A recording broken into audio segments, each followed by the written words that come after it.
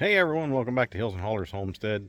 Homesteader Mike again, and I'm going to do one more little informative video on the meat chickens here for you. This Saturday is going to be their processing date, and that'll put them 9 weeks, 5 days old. Now I'm going to show you the difference here. All right, so this is the middle tractor. This is the newest one that I built this year, and the only difference in it is that I made them a foot taller than the other. So the structure itself has nothing to do with the chickens. But what I did was I, instead of buying another 4-foot galvanized feeder, I used a piece of PVC pipe that I had. It was 7 feet long, cut the center out of it, capped it on each end, and I used that as my feeder. Now, if you can look at the size of these chickens, these things are huge right now. There's probably a couple 8 and 10 pounders in there, and so they've grown significantly. Now, they're not fighting as much for space on this feeder as they do on the 4-foot feeders. Now, it's hot and humid today, if you didn't notice, and there's a lot of them just kind of sitting around. There's a few hens there, just not real interested in eating right now. They've actually had feed left over in their feeders. This group hasn't, and this group has had feed left over in their feeder, but not as much. But there are still some good sized chickens in there. I got a lame one in this one, and I got a lame one in this one, and for whatever reason they just went lame. This one over here on the third tractor, he didn't even grow. He stopped growing about 6 weeks ago, and that's been about it for him. He can still get to food, he can still get to the water and stuff like that, so I didn't bother him. I let him go, and he'll get called Saturday, but I'll probably just use him to feed the chickens. We're not going to eat him. Not that there's anything wrong with him, he's just not big enough to even mess with. So there's 3 bloodlines of the Cornish Cross traditionally that we see at the commercial availability, and that is the Cobb 500, the Ross 308, and the Ross 708. And those are the known bloodlines, the most common commercially. The Cobb 500 and the Ross 308 are considered the jumbo Cornish Cross. I really don't see a big difference in any of them. I think I've pretty much had all 3. There's no way to know for sure that I can figure out, but they look like bowling balls. Are real round. They got widespread legs because they got such a big wide breast, and they just kind of waddle and they don't walk too far. So they're definitely jumbos. There's no doubt about that. Now the other part of that is last year, I watched a bunch of videos on YouTube and done a bunch of reading and stuff like that. And, a lot of folks say that they just use chick feed, chick starter grower, which I think is like 21% protein. And I just went ahead and did a custom mix of the no soy non-GMO 22% protein. And I got to be honest with you, I ran 2 runs of chickens on that last year, and I am actually seeing equal and likely better results on this year's run with just the 18% protein.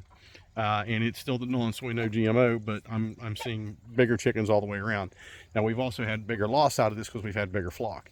We ordered 90 chickens. We got 92. I think we're down to 75 now. And I don't know if that one's going to make it over there or not by Saturday. So we'll probably be down to 74. And they've all been lost too, except one that I ran over with the daggone tractors I was moving because I couldn't see him back here, and it happens. Except one, all of them died of whatever they died from. There wasn't no injuries or anything like that. But they are known to go lame. They're not a hardy bird. They have weak hearts and stuff like that.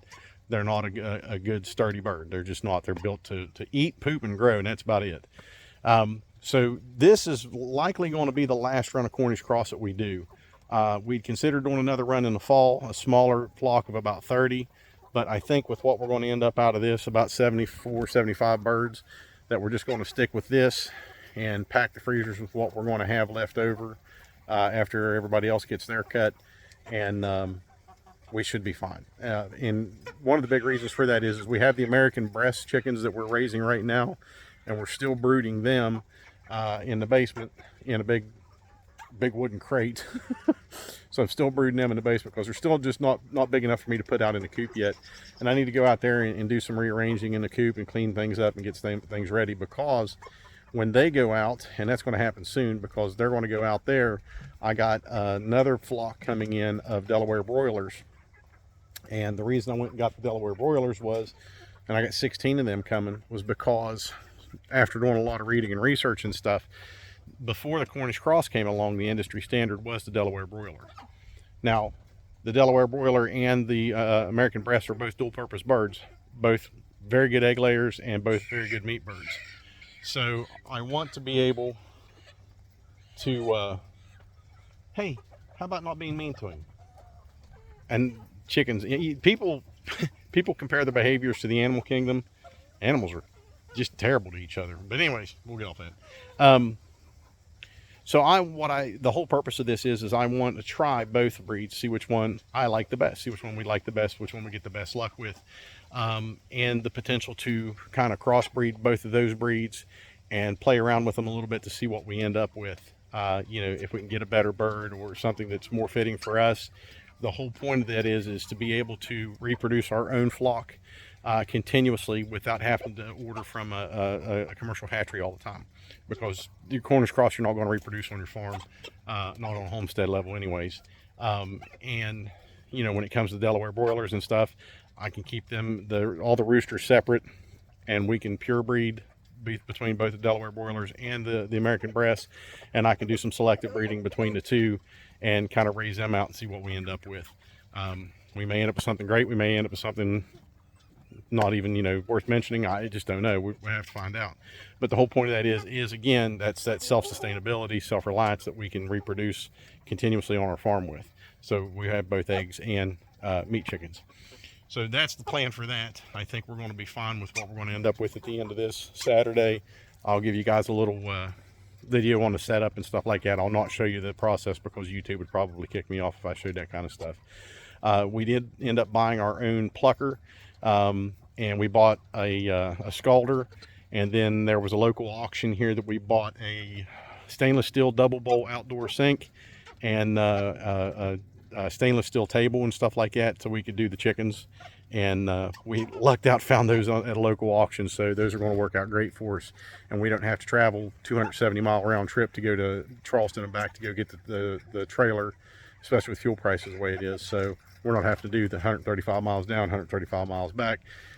$45 to lease it, $15 a day, use it, clean it up, take it back, drive back, so it's going to save us on fuel for that, and we'll definitely recoup, and that will allow us to do smaller runs later on. Once we start to get our flock built up and we're ready to process, we can do smaller runs every couple months if need be, or however often we need to do it, or once my roosters and stuff like that reach their processing age of about 16 weeks, and we'll just have to see how they turn out with that too.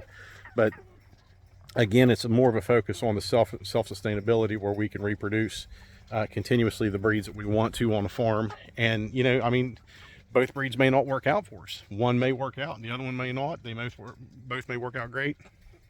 Neither one may. We're just gonna have to keep trying. But I definitely don't want to be dependent on these birds that I have to get from a commercial hatchery every year, or twice a year at least, and then turn around and end up something with like they had with the avian flu again, or something else that's going to put us in a situation where we can't have chickens. So that's the whole point of all of that, by the way, if you didn't catch on to that. But that's more of the focus right now, and that's why I wanted to kind of get that out there for you guys to let you know and get you interested. If you're interested in doing this kind of bird, I would highly encourage, for the short time frame and the size of the bird, you're not going to beat the Cornish Cross, but they eat a lot of food. 90 birds, now down to 75 birds. I bought a ton of feed. I'm going to have about 4 bags left over, if that. So these birds eat a lot of food, and that's going to be in 9 weeks, 5 days of their life. So twice a day feeding them. I feed them one big galvanized scoop each. I don't know how many pounds actually it is, but I feed them that twice a day, in the mornings and in the evenings. It's like almost 9 o'clock right now, and I just got out here to feed them, and I'm watering them now, filling up their water jugs or their water buckets. And then I'll come back out in the morning and refill their feed troughs. But for the homesteading lifestyle, to be able to raise the birds and stuff, to eat what we want, what we can raise here and everything, this is the way to go.